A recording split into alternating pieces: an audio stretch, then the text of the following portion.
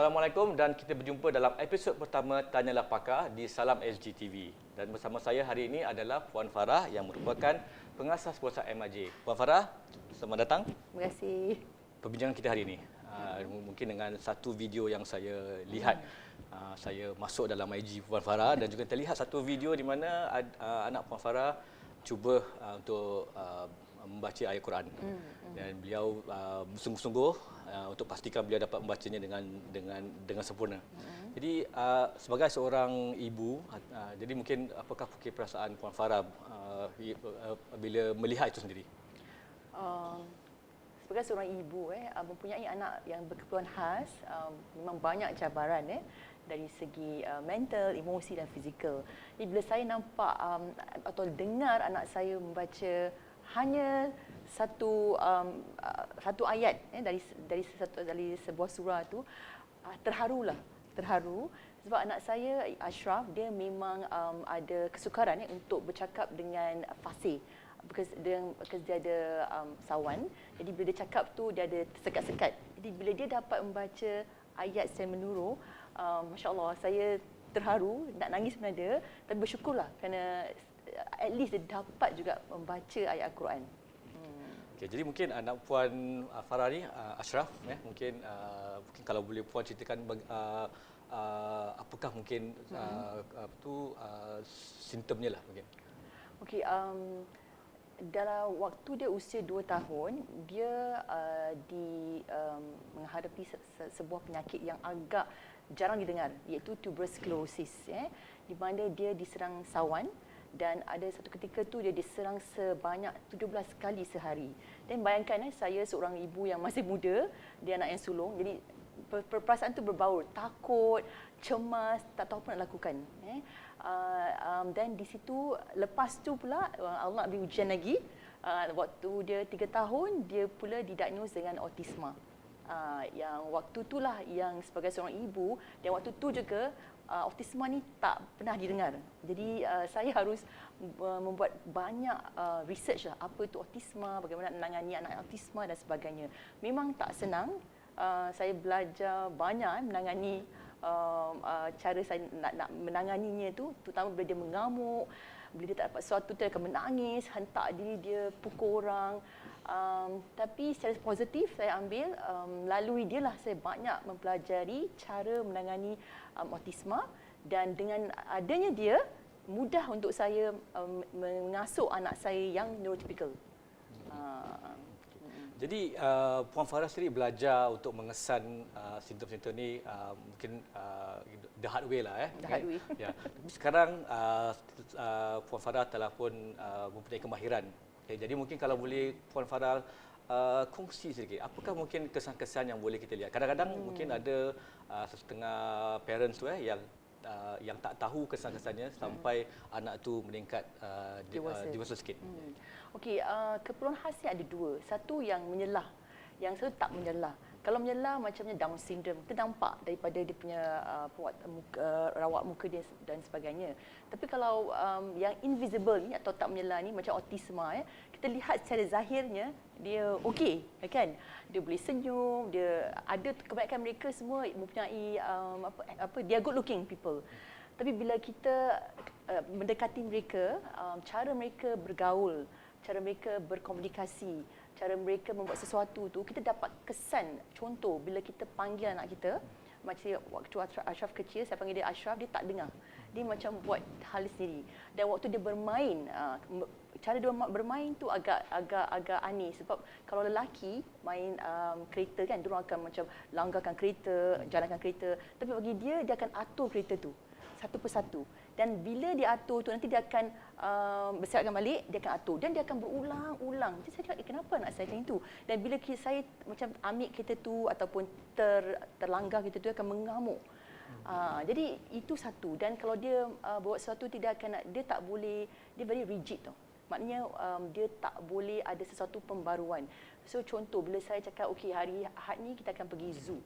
Dan tanpa memberitahu dia, kalau tak dapat pergi zoo hari itu, apa yang akan kita lakukan. Jadi bila waktu hari itu dah sampai nak pergi zoo, waktulah hujan. hujan tak dapat pergi zoo kan. Dan dia pun mengamuk. Jadi saya lupa nak bilang dia yang okey, kalau kita tak dapat pergi zoo, hari hujan, apa harus lakukan di rumah. Jadi kalau dengan adanya, kalau kita preempt dia, beritahu dia apa akan jadi seterusnya, dengan itu dia tak rasa cemas. Jadi banyak benda-benda yang kita boleh kesan dan kita dapat tahulah yang anak kita ni berkeperluan khas. Okey. Dan kerana anak Puan Farah mengalami autisma, ya. Autisma. Jadi dan timbul juga keperluan untuk mendidik dia. Dan mungkin kalau boleh Puan Farah ceritakan sikit bagaimana tertubuhnya pusat yang dikenalikan oleh Puan Farah sekarang. Waktu dia berumur 5 ke 6 tahun, kita menghantar seperti ibu bapa lain lah, menghantar dia ke madrasah mingguan. Dan dari situ kita lihat dari satu madrasah ke satu madrasah dia tak boleh fit. Adiknya satu sekolah kelas dengan dia, jadi guru telefon saya, dia tak boleh, dia macam dia tak boleh handle dia. Dan di satu madrasah pula dia itu yang sedih sebab kawan-kawannya tak memahami dirinya. Jadi dia panggil dia Ashraf gila. Jadi adiknya beritahu saya dan dari situ saya cakap okeylah. Mungkin saya tak salahkan madrasah tu sebab mereka memang tak ada resources. So from there I took him out from the madrasah. Dan dari situlah saya dan suami bercadang dan kita adakan lingkungan madrasah bukan untuk mengajar agama secara mendalam, tapi cukup dengan asas di mana dengan mereka akan integrate dia punya values tu dengan keperluan harian. Seperti bagaimana kalau jumpa orang tu nak salam tak salam, siapa nak salam, siapa boleh salam, beri greetings assalamualaikum. Kalau nak makan tu baca doa, nak masuk toilet tu kaki kiri. So these are the basic thing that is actually part of daily living skills. Ya, dari situ. Dan kemudian program itu saya rasa agama ataupun moral values tak cukup. Mesti pergi pada lain juga, macam for example functional literacy, numeracy dan sebagainya, dan kemahiran pekerjaan. Itu yang paling penting sebab after the 18, where should he go? Kan? Jadi itu saya kena fikir juga dia punya masa depan tu lah. Ya. So didik dia tu banyak beri saya pelajaran lah bagaimana nak didik dia secara mendalam, different from how you teach the typical children. Okey, mungkin kalau kita daripada saban tahun daripada mulanya pusat MIJ kan, dan sampai sekarang, jadi mungkin kalau boleh Puan kongsi apakah mungkin mix ataupun golongan para pelajar yang datang ke pusat tuan? Dia ramai, berbagai-bagai lah. Kebanyakan dari mereka ialah yang punya autisma, yang mempunyai they call it GDD, Global Developmental Delay, kita Down Syndrome, kita ada hyperactivity, ADHD, dyslexia dan juga ya itu cakap itulah yang kita ada rada banyak sangat kan, makin meningkat dia punya nombor. So these are the, so cara kita mengajar pun berlainan. There's no one approach fits everyone. So kita harus tahu profil budak tu, adakah dia belajar melalui pendengaran atau melalui visual. Jadi kalau kita buat lesson plan tu nak kena dengan keupayaan budak tu. Jadi bagi setiap kanak-kanak yang berkeperluan khas ni, mungkin ada keperluan masing-masing. Jadi bagaimana Puan sendiri dan juga mungkin ataupun guru-guru di pusat ataupun mungkin ibu bapa yang mempunyai anak sedemikian dapat mengatasi, dapat mengenal pasti dan mengatasi cara-cara untuk mendidik anak-anak mereka. Okey, sebelum kita mendidik anak kita yang berkeperluan khas, kita harus mendidik diri kita sendiri. Bagi saya, kalau kita tak dapat menangani diri kita sendiri dari segi emosi, mental dan fizikal, kita tak dapat menangani anak kita yang istimewa. Itu yang perlu. Dan lagi satu, bila diberitahu yang anak kita berkeperluan khas, kita harus bersikap terbuka. Kita tak boleh cakap kenapa aku, apa salah aku, kan, ataupun just terimalah takdir, reda. Kita harus sabar. Memang selalu orang cakap sabar nak syurga, memang sabar, tapi sabar juga harus diisuri dengan usaha. Jadi kalau the moment you know that your child is having special needs, kita mesti nak usaha bagaimana nak memperbaiki kehidupan anak kita dari segi terapi, like occupational therapy, speech therapy, dari segi kita melayani anak kita. Anak-anak istimewa ni mereka agak remeh nak jaga mereka. Kalau yang physical handicap tu it's easier dia because dia tak ada sangat problem in terms of emosi. But anak-anak autisma berbeza. Ni melalui pengalaman saya lah.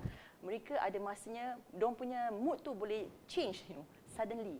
And kita sebagai ibu bapa nak tahu apa trigger dia, apa yang punca diorang punya sebab mereka mengamuk atau apa. Dan jika kita tahu sebab tu, then it's easier for us to handle the child. And then it takes the whole village to raise a child. Tapi setiap ibu bapa ke, adik-beradik ke, datuk, nenek harus mainkan peranan untuk menjaga anak ini. Jadi setiap orang mainkan peranan. Jadi sebagai ibu bapa kita tak boleh cepat putus asa dan mereka perlukan banyak keterangan tu. So and dia perlukan kita ulang. That's why I started my teacher and my parents kadang-kadang bukan budak bosan. Kita yang sebagai bapa bosan. Kita harus ulang sampai mereka tahu dapat konsepnya mengajar. Dan contoh kalau kita mengajar tentang halal haram one thing good kalau ajar anak-anak ni, the moment dia know the konsep, tak boleh makan sebab dia haram. Kenapa haram? Dia buat daripada bahan yang tak boleh makan ke apa. Then they know. So from there everywhere they go, they will look for the halal sign. Halal punya ni. Nanti cakap, no, I cannot eat because this is not halal. They must have the halal sign. So, in a way, you need to be very patient dengan mengasuh anak-anak macam ini. Okay. So, tadi Puan Rasul ada mengatakan it takes the whole village untuk sama-sama mengasuh anak-anak ni. Jadi, selain daripada ibu bapa sendiri, mungkin ada apakah bentuk sokongan, support system yang diperlukan bagi para ibu bapa yang sekarang ni berusaha untuk mengasuh ataupun membesarkan anak mereka yang berkeperluan khas? Pertama, jika the moment you know that your child is special, kita tak boleh malu memberitahu orang yang anak kita istimewa. The more kita malu, the more kita won't get any support.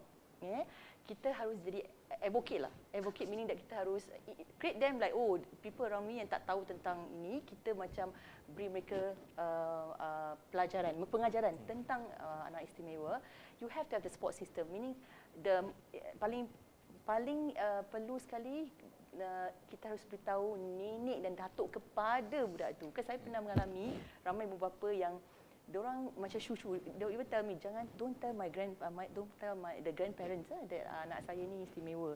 Then kalau gitu nanti nenek datuk ni kalau dah tahu pula janganlah salahkan keturunan. Ini satu. Ini buat lagi stres ibu bapa tu tahu. This is a normal issue dan adakan support system di mana dah beritahu family members, dah beritahu orang sekeliling, kawan-kawan, lebih mudah untuk kita jalani hidup dengan adanya anak keperluan khas. Dan there are also support group macam autism Muslim parents, autism Down syndrome and so on. So try to be in this group, to be involved in the group. So dengan adanya support tu, mereka akan berkongsi tips, pengalaman. Then you don't feel alone. So you need to be. Then you work also together with the teachers, important dengan guru. Mesti nak kerjasama dengan guru-guru dan janganlah salahkan selalu guru.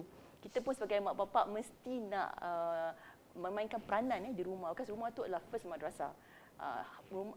School hanya support. So we need to work together with the school and teachers. Kadang-kadang dalam satu keluarga tu mungkin ada 2-3 orang anak, tapi mungkin satu saja anak yang mempunyai yang perlukan keperluan khas. Yang dua lagi mungkin adalah yang biasalah. Jadi bagaimana kadang-kadang bila tumpuan tu diberikan pada anak yang perlukan keperluan khas, bagaimana ia akan menjejas mungkin emosi anak-anak yang lain pula. Okay, saya sendiri mengalami anak saya yang Ashraf dengan yang kedua 18 bulan dia punya gap. Jadi bila saya dapat tahu yang Ashraf ada memerlukan banyak perhatian saya terlupa. I tend to neglect the second one. Jadi anak saya yang nombor 2 dia tak dapat berbual. I think she cannot talk until at the age of 3 tu. Because tak ada stimulasi banyak. Saya fokuskan anak Dari situ saya belajar bahawa kalau kita ada anak istimewa, kita harus tahu bagaimana untuk balance up your time tu antara anak istimewa dengan anak yang neurotypical. Jadi for example macam adakah aktiviti-aktiviti yang boleh yang involve all of them. Tak semestinya anak kita istimewa tak boleh involve dengan aktiviti yang dengan anak atypical.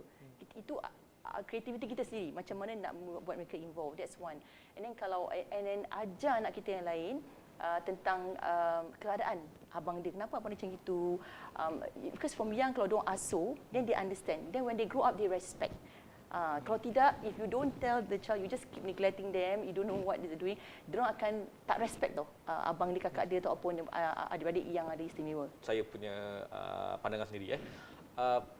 Macam mana kita boleh pastikan yang masyarakat dapat menerima? Jadi para ibu bapa tu tidak hanya dapatkan sokongan daripada kumpulan-kumpulan ini saja, tapi masyarakat secara keseluruhan dapat menerima yang okey kalau ada episod di luar, jadi mereka tidak melihat ataupun menghukum mungkin parents judge dengan sedemikian. Mungkin apakah saya rasa sudah pun ada usaha untuk menerangkan, tapi mungkin sejauh mana lagi yang boleh kita lakukan untuk pastikan masyarakat secara keseluruhan dapat menerima masalah ini sebagai satu yang harus kita tangani bersama. Okey, ini isu yang agak perlukan banyak kepekaan. Kita tak boleh kontrol orang. Dan kebanyakan parents yang saya jumpa bila anak mereka tu like they say being judged, or kalau buat sesuatu di public and then masyarakat tak diterima, diorang akan salahkan masyarakat. They will say that, oh, they don't understand my child, they don't understand my situation. It seems like dia macam act victim tu. Okay, saya pernah melalui that era tu. Tapi bila saya kenangkan balik, kenapa aku jadi bodoh? Why do I have to be the victim? I should be the one yang advocate, yang educate the public that if you don't educate public, macam mana nak tahu? Kan? Jadi kalau bila anak saya pernah kalau di shopping center, di mall, nanti anak saya suka benda-benda yang bergerak macam escalator. Nanti dekat escalator tu akan main, dia akan pegang. Sebab the security guard cakap, can you please let your child know? Then I have to explain to security guard kenapa anak saya macam itu. Dan bila saya explain tu, baru diorang akan understand. So if you don't explain, you not just blame on others, that won't happen because it has to start from you as parent to educate the masyarakat. Dengan kita, kalau kita tak malu-malu nak berkongsi dengan masyarakat tentang anak kita, nanti insya-Allah masyarakat akan memahami tentang anak kita, kenapa dia berbual gitu, kenapa dia behave as such. Dan dia satu permulaan lah. Dan dengan adanya dan kita jangan don't stop ourselves from learning tu. Kebanyakan ada banyak kursus-kursus di Singapura, macam-macam kursus. Kita harus, dan ada kursus tapi kadang-kadang kita parent ni macam kasih alasan. Oh, tak boleh lah, tak ada orang jangan anak saya, nak pergi jemputan, cepat gerebu kan, tahulah kan. Bagi saya itu bukan satu alasan. Nak seribu dalih, tak nak seribu dalih kan. Jadi saya mensyorkan pergi kursus-kursus ni. Ada kursus yang free in fact. Macam done by some of the superhero me, Lian Foundation, they sponsor the entire thing. Dan bila saya kontak yang menyediakan, tak ramai masyarakat kita yang datang, yang banyak ramai masyarakat lain. So I think it as an opportunity, kalau boleh you learn, you go kursus, you learn from the instructor, you learn from the others, so it helps you to then educate, you learn more, therefore you can educate others more. So it has to start from you. Okey, saya juga dapati bahawa apa yang dilakukan oleh pusat MIJ ialah untuk mungkin daripada sebelum kanak-kanak itu masuk ke sekolah dan mungkin selepas. Jadi kenapa mungkin pandangan puan sendiri tentang penjagaan ini tidak hanya berhenti bila tamat sekolah, tapi harus dijaga berterusan. Okey, bila saya tubuhkan MIJ, kita the objective is to fill the gap. Mana yang tak ada tu kita adakan program tu seperti for example macam preparatory program the kindergarten memang ada kindergarten inklusif, tapi tak semua kanak-kanak yang istimewa yang boleh, yang sesuai dalam setting inklusif. So kita kena look one step back. So that's where kita adakan program di mana tak ramai murid, 6 murid dengan 2 guru to asuh mereka. Dan kita juga ada program untuk lepas 18 tahun ataupun lepas 21 years old. Di situ di mana saya dapati ramai individu istimewa atau adult with special needs yang tak boleh bekerja kerana tak dapat pekerjaan lah, kerana banyak majikan yang tak percaya akan keperluan mereka, dan mereka akhirnya duduk di rumah. Dan bila duduk di rumah kan, mereka buat apa-apa langsung. Makan, tengok TV, makan, kadang-kadang menaikkan berat badan mereka. Dan kebanyakan mereka juga ada ibu bapa yang sudah agak tua lah, yang ada yang tak bekerja. Jadi ini dapat membebankan lagi ibu bapa tu. Mereka tak bekerja. Jadi di situ adakan satu program di mana lepas 21 years old diorang datang MIJ dan kita ajar mereka lagi sekali is like macam back to what they learn in secondary school. Cara mereka menangani diri mereka sendiri dari segi kebersihan, dari segi membuat sarapan ke, membuat meal untuk mereka sendiri, untuk mengemas rumah dan juga mencari apa kebolehan mereka. Dengan kebolehan itu mereka dapat bekerja. Jadi kalau mereka bagus dalam sewing, for example, jahitan, kita ajar orang jahit, dia boleh jahit dan menjual. Kalau mereka dapat good in baking, so we teach how to bake, then they can bake cookies and sell. So these are things that we are doing. Dan lagi satu gap yang ternampak is dari segi lepas sekolah. Maksudnya kalau mak bapak tu bekerja, mereka tak tahu mana nak letak anak mereka. Yes, they can leave it with the grandparents ataupun helper, tapi itu tak mencukupi. Sebab kadang-kadang mereka, kesian kan, nenek datuk dah tua nak tangani, ataupun helper tak tahu langsung bagaimana nak halalkan. So we have that student care after school program whereby they can send, dan kita ada aktiviti yang bermanfaat untuk mereka lah. So these are the things that we are doing. Okay. Jadi kalau kita lihat pada success rate program yang selepas 18 tahun ni, jadi how do you qualify that? Okey, alhamdulillah kita program yang kita adakan untuk yang adult with special needs yang selama 5 tahun. Tahun lepas ialah first batch yang graduate with about 7 of them, dan sekarang mereka bekerja dalam naungan kita lah. Di kafe kita ada yang ada jadi guru assistant, sebab dia yang paling masya-Allah lah, boleh berbual, pandai jaga anak. Dan we have ada beberapa kerja kat kafe. Anak saya sendiri dia bekerja, dia suka packing. He can do it diligently. So that is dia kebolehan. Therefore dia into packing. So 7 graduate daripada program yang selama 5 tahun tahun lepas. So sekarang masih ada lagi dalam 11 mereka yang masih belum following this program. So insya-Allah that will be next gap, next group. Okay, mungkin kalau kita boleh rumuskan secara ringkas. Jadi mungkin satu mungkin nasihat puan lah. Okay, bagi para ibu bapa yang mungkin selama ni dalam kesempitan tidak dapat mendidik anak mereka yang berkeperluan khas ni dengan lebih baik. Jadi apakah mungkin nasihat yang boleh puan kongsi? Nasihat saya terutama pada ibu bapa yang muda, yang baru dapat tahu anak mereka berkeperluan khas, yang penting you have to learn to accept, terima anak itu seadanya. Don't be in a state of denial. Sebab kalau kita hanya penting diri kita sendiri, anak itu akan rugi. Dan kita juga akan stres at the end of the day. So bila kita dah tahu tu, kita terima, dan bukan terima bulat-bulat, tapi terima dan usaha. Apa yang patut saya buat? You have to move on with your life. And lagi satu, don't bother about apa orang cakap.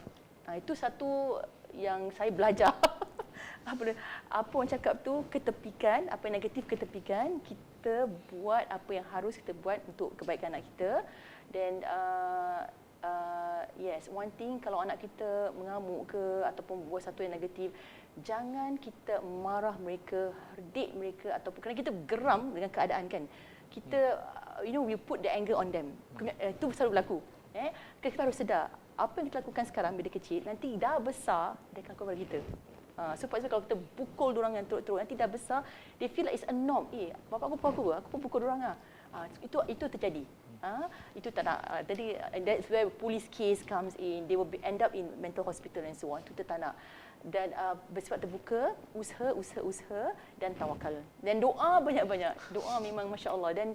Dan dari segi pengajaran kan, kita nak duduk duniawi dan ukrawi. So duniawi memang penting, di sekolah diajarkan. Daripada ukrawi itu, kerana dari segi ukrawi itu, kalau kita belajar ajaran mengaji, kita mengajikan mereka mengaji bersama mereka. Pengalaman saya mendidik anak istimewa, dengan mengajar anak-anak istimewa, dapat mengawal emosi mereka. Jadi bila dia tengah marah, kita dengarkan azan, dia akan diam tau. Okay. Atau kita cakap macam kalau nak marah pun cakap astagfirullahalazim. Dia tahu, mak aku tengah marah. Dan kita cakap, kau diam lah tu semua. Jadi gunakan perkataan yang baik-baik dan terapkan duniawi dan ukhrawi. Dulu kita nak. InsyaAllah. Demikianlah tadi perbualan saya dengan Puan Farah yang merupakan pengasas pusat MIJ. Bagi para penonton yang mempunyai pengalaman ataupun ingin berkongsi pengalaman anda, jangan lupa tinggalkan komen dan like saluran kami. Kita jumpa lagi pada episod yang akan datang.